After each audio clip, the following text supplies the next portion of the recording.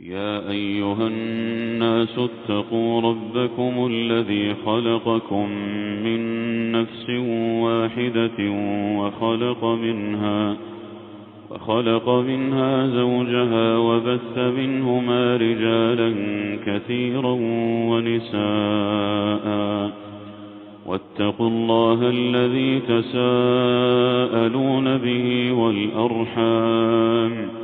إن الله كان عليكم رقيبا يا أيها الناس خلقوا اتقوا ويرقي ربكم الذي دربخفلنا الذي دهغربنه يرقي خلقكم چه پیدا اکڑی تاسو من نفس ده نفس یونا ده و نفسنا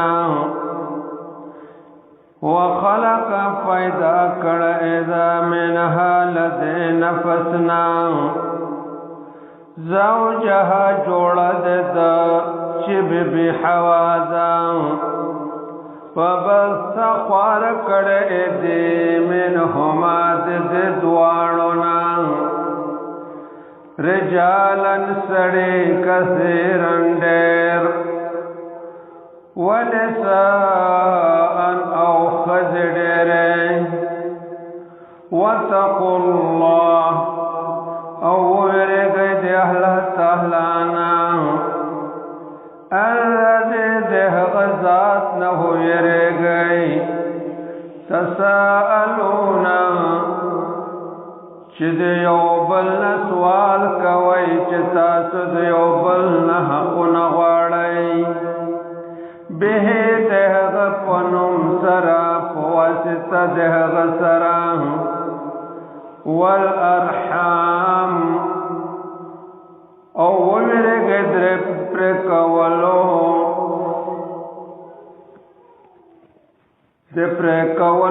د خپل وینا ان الله بشک الله تعالی کان ذی علیکم پتا سبحان دے رقیبا ساتن کای سورۃ النساء دیتا د زنانه و صورت وای نساء زنانه الله رب العزت په زنانه و باندې ډېر احسان کړی دی چې د دوی په نوم باندې صورت یاد کړی دی صورت یې را لګلی دی او د سړیو په نوم باندې صورت نشته رجال د رجال په نوم باندې صورت نشته مگر د زنانو په نوم باندې صورت را لګل شوی دی په دې کې ډېر حکمت دی چې زنانه یو مظلوم مخلوق دی او دا صورت د دوی د حقونو د ادا کولو لپاره را لګل شوی دی چې د دوی حقونه پکې ذکر دي په دې صورت کې 176 یو سلوشپک او یا آیاتونه دي او 3045 3045 کلمات دي او په دې صورت کې 16030 14,010 حروف دي رسول الله صلی الله علیه وسلم فرمایي چې د قران کریم اولینی او سورتونه واخستل یاد یکړل او د دې سورتونو په مطلب باندې ځان پوه کړ او سورتونه نو دا لوی عالم دی یعنی لوی عالم دغه انسان دغه زنانه ده چې او سورتونه یاد کړل د دې په مطلب باندې ځان پوي کو په ترجمه باندې نو دا لوی عالم دی د حدیث مسند احمد ذکر کړای دی حدیث ته حسن ویل شوی په سورۃ نساء کې 8 آیاتونه دي 8 آیاتونه دي چې د دې امت لپاره د دنیا او ما فيها نه غوړه دي یعنی د دې دنیا نه څه چې په دې دنیا کې دي د دغه ټولو نه غوړه دي 8 آیاتونه دي په یو روایت کې یو آیات ورسره زیات شوی دی 8 آیاتونه 26 نمبر آیات 25 نمبر آیات 27 نمبر 29 نمبر آیات 28 نمبر 28 نمبر آیات 31 یودرشم نمبر آیات او 40 سلوختم نمبر آیات 48 سلوختم نمبر آیات 64 سلوشپتم نمبر آیات 58 په ځغیو روایت کې زیات دي 58 او 110 نمبر آیات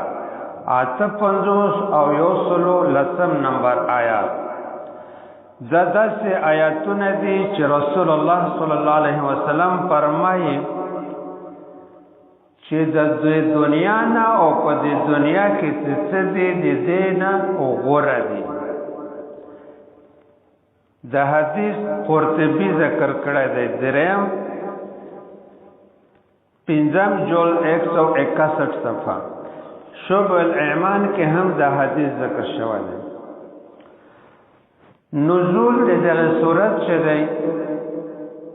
عبد الله بن عباس رضی الله عنه عبد الله بن زبیر او زید بن ثابت رضی الله عنهم ذ فرمایي چې دا صورت مدنی ده په مدینه کې نازل شوی خو صرف یو آیات چې په مکه کې خو پس ته هجرت نه نازل شوی نو دا صورت مدنی ده خلاصه د دې صورت لنډه په دې صورت کې 3 حصے دي اوله حصہ تر 57 نمبر آیات پورې او 50 آیات پورې چې په دې کې 8 امور دي په دې کې 8 امور ذکر دي د یتیمانو په باره کې دي د زنانو په باره کې دي او د ناپوهو خلکو په باره کې چې نه پوهېږي د دې په باره کې چې باید په دغه خلکو باندې ظلم ونشي او بل د الله رب العزت په دې کې وحدانیت ذکر دی چې الله رب العزت یو وګڼي یو دی د دې الله رب العزت سره هیڅ شریک نشته دی او د بندگانو حقوق پکې ذکر دی په دې کې تر 57 نمبر آیات پورې او د منافقانو او يهوديانو خباثت پکې ذکر دی چې د ډېر خبيث خلق دی دوهمه حصہ د 57 تر 135 پورې تر 135 آیات پورې دا چې په دې کې د سیاست 9 امور ذکر دي او رد په مخالفت کون کی د رسول الله صلی الله علیه وسلم او د مؤمنانو په دې باندې رد او رد د شرک په اقسام باندې چې هر قسم شرکونه دي په دې باندې رد دي درېمه حصہ تر آخر پورې ده